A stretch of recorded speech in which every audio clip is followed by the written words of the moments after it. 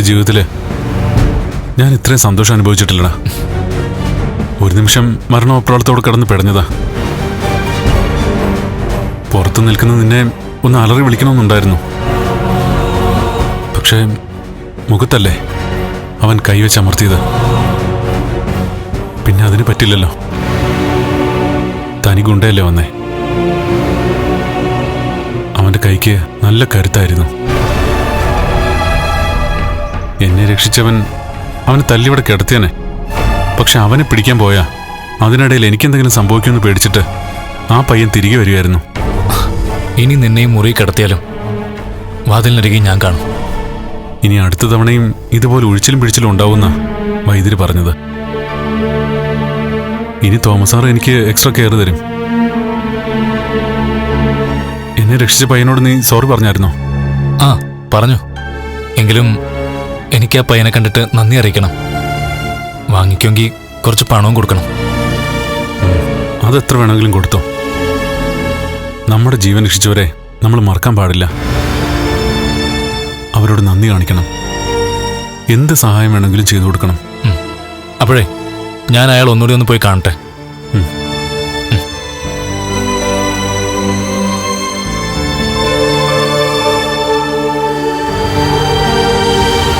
മോനെ, ആദ്യം തന്നെ അയാൾക്ക് സംശയം തോന്നിയപ്പോ നീ ഒരു ഗുണ്ടയല്ലാന്ന് അയാളെ പറഞ്ഞ് മനസ്സിലാക്കി കൂടായിരുന്നോ?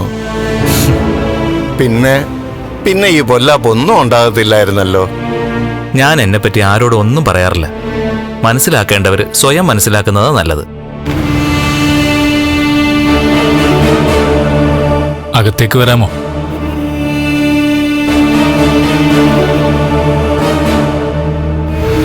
വാ സാറേ, തല്ലാമെന്നല്ലോ.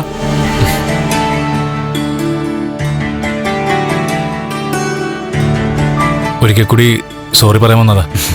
അതിൻ്റെ ഒന്നും ആവശ്യമില്ല സാറേ. സാർ എന്നെ സംശയിച്ചതുപോലെ 1-2 ദിവസമായിട്ട് എനിക്കും വേറൊരുത്തന്നെ സംശയം ഉണ്ടായിരുന്നു. അത് ശരിയാ സാറേ. അത് അവ എന്നോട് പറയുകയും ചെയ്തു. അവൻ പലപ്പോഴും സാറിന്റെ കൂട്ടുകാരനെ കിടത്തിരിക്കുന്ന മുറിക്കരിയിൽ വട്ടം ചുറ്റി നിൽക്കുന്നത് ഞാൻ കണ്ടതാ. പിന്നെ അതേപ്പറ്റി ഞാൻ തോമസ് സാറിനോട് പറയാൻ വിട്ടുപോയി. ഞാനാണെങ്കിൽ തന്നെപ്പറ്റി കണ്ണനോടും അവന്റെ ഭാര്യയോടും സൂചിപ്പിച്ചിട്ടുണ്ടായിരുന്നു. ഗുണ്ടയുടെ രൂപഭാവമുള്ള ഒരുത്തൻ ഇവിടെയൊക്കെ കിടന്ന് കറങ്ങുന്നുണ്ടെന്നാണ് ഞാൻ പറഞ്ഞത്. ഞാൻ അങ്ങനെ കറങ്ങിയത് ഈ പറഞ്ഞവൻ കറങ്ങുന്നത് കണ്ടിട്ടാ.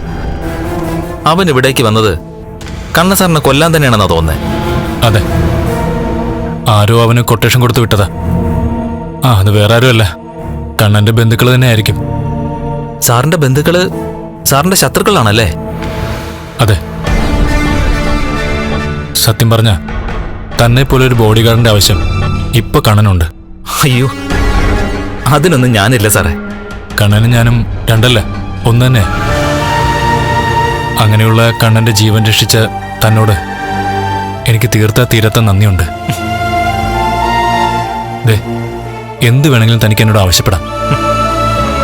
അതെന്തായാലും കുഴപ്പമില്ല. താൻ ആവശ്യപ്പെടുന്ന എന്തും തരാൻ ഞാൻ തയ്യാറാ. ഒന്നും വേണ്ട സാറേ. എവിടെയെങ്കിലും വെച്ച് കാണുമ്പോ എന്റെ കഴുത്തിന് പിടിക്കാതെ ഒന്ന് ചിരിച്ചാ മതി. സൗഹൃദത്തോടൊന്ന് സംസാരിച്ചാ മതി. ഇങ്ങനെ ചിന്തിക്കുന്നവര് ഇന്നത്തെ കാലത്ത് കുറവാടോ? അങ്ങനെ കുറവുള്ളവരുടെ കൂട്ടത്തിൽ കൂടാനാ സാറേ എനിക്കിഷ്ടം. ഇപ്പൊ തന്നെ താണ്ടെ ഈ മാമൻ കിടക്കുന്ന കണ്ടില്ലേ? മക്കളും മരുമക്കളൊക്കെ ഉണ്ട്. റോഡ് അപകടത്തിൽപ്പെട്ട് കൊണ്ടുവന്നിട്ട് കുറച്ചു ദിവസമായി. അവരെയൊക്കെ അറിയിച്ചിട്ട് ആരും വന്നിട്ടില്ല. ഇനിയിപ്പോ മാമനെ നേരെയാക്കി അവരെ അങ്ങ് ഏൽപ്പിക്കണം. അത്രയും ദിവസം എന്റേത് പോയി കിട്ടി. പിന്നെ തോമസ് സാറ് ഞാൻ കൊണ്ടുവരുന്ന കേസിനൊന്നും പണം വാങ്ങാത്തതുകൊണ്ട് ഞാൻ രക്ഷപ്പെട്ടു. അല്ലെങ്കിൽ അതും പോയി കിട്ടിയനെ. ഇനി പണത്തെക്കുറിച്ച് ഓർത്ത് വിഷമിക്കണ്ടെന്നാ ഞാൻ പറഞ്ഞേ. ഞാൻ എൻ്റെ ഫോൺ നമ്പർ തനിക്ക് തരാം. എപ്പോ എന്ത് ആവശ്യമുണ്ടെങ്കിലും താൻ എന്നെ വിളിച്ചാൽ മതി. തൽക്കാലം വേണ്ട സാറേ. ഫോൺ നമ്പർ ഞാൻ ആരുടെയും വാങ്ങാറില്ല, ആർക്കും കൊടുക്കാറുമില്ല. അതെന്താണോ അങ്ങനെ? അതെന്റെ ഒരു ശീലമായി പോയി സാറേ. ആയിക്കോട്ടെ. എന്തായാലും കണ്ണനും ഞാനും ഞങ്ങളുടെ ഭാര്യമാരും തന്നോട് കടപ്പെട്ടിരിക്കാം. തനിക്കെന്നും നന്മയുണ്ടാവത്തേ ഉള്ളൂ.